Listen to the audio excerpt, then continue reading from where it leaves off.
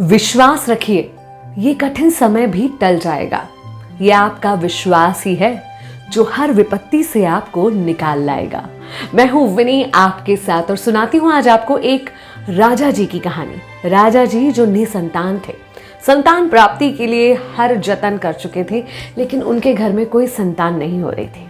जो भी मौका मिलता था, कोई भी व्यक्ति ऐसा होगा जो संतान के लिए तरस रहा होगा, वो हर जगह उम्मीद की नज़रों से देखता है कि कोई तो मुझे कोई उपाय बता दे कि मेरे घर में संतान हो जाए। ऐसे ही उन्हें किसी ने एक तांत्रिक बाबा के बारे में बताया।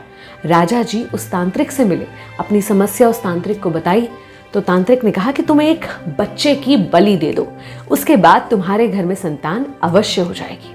अब संतान के मुंह में पागल राजा ना सही सोच रहा था ना गलत। उसने राज्य में ढिंढोरा पिटवा दिया कि मुझे एक बच्चे की बलि देना है। जो भी अपना बच्चा बलि देने के लिए मुझे देगा, मैं उसके परिवार को, उसके घर को धन धान्य से भर दूंगा। राज्य में एक गरीब परिवार था, बहुत सारे बच्चे थे उनके यहाँ पर, और जो सबसे छोटा बेटा था वो हर समय ईश्वर की प्रार्थना में लगा रहता था। उसके माँ बाप ने सोचा ये कुछ काम वाम तो करता नहीं है, निकम्मा है, सारा दिन भगवान के आगे बैठा रहता है, इसे ही राजा को दे देते हैं। इसको देने से हमारी गरीबी भी मिट जाएगी, तो इस तरह ये कुछ तो हमारे काम आएगा। बस उन्होंने तय कर लिया और उस बच्चे को पहुंचा दिया गया राजा जी के पास। बलि देने की तैयारी कर रहे थे, तभी वो बच्चा बैठे प्रार्थना ही कर रहा था। तांत्रिकों ने और राजा ने उस बच्चे से पूछा कि बताओ तुम्हारी आखिरी ख्वाहिश क्या है, तुम क्या चाहते हो? तो उसने कहा कि आप मुझे रेत ला दीजिए। इन्होंने उसे रेत ला के दी। सब लोग देख रहे थे कि ये रेत से क्या करने वाला है। उसने रेत के 4 टीले अपने सामने बनाए।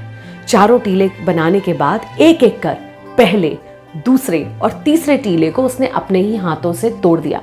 चौथे टीले के सामने हाथ जोड़कर नमन किया और उसके बाद राजा और तांत्रिकों से कहा कि बस अब आप लोगों को जो करना है करिए। सब लोग डर गए। तांत्रिकों को लगा कि ये कोई हमसे भी बड़ी क्रिया कर रहा है क्या, ये कर क्या रहा है? तो उन्होंने पूछा कि बताओ तुमने ये क्या किया, ये टीलों का क्या मतलब था? तो उसने बताया, देखिए पहला टीला था मेरे माँ बाप का प्रतिरूप। उनकी जिम्मेदारी थी मेरी रक्षा करना, मेरे जीवन को बचाना, लेकिन उन्होंने तो पैसों के लिए मेरा जीवन ही बेच दिया।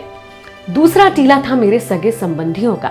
उनका कर्तव्य था मेरे माँ बाप को समझाना, उन्हें गलत काम करने से रोकना, मगर उन्होंने भी ये नहीं करा, इसलिए मैंने दूसरा टीला भी तोड़ दिया। तीसरा टीला था राजन आपका। आप राजा हैं, आपका दायित्व है प्रजा की रक्षा करना, लेकिन आप तो खुद ही मेरी बलि देने के लिए मुझे यहाँ पर ले आए, इसलिए आपके नाम का टीला भी मैंने तोड़ दिया।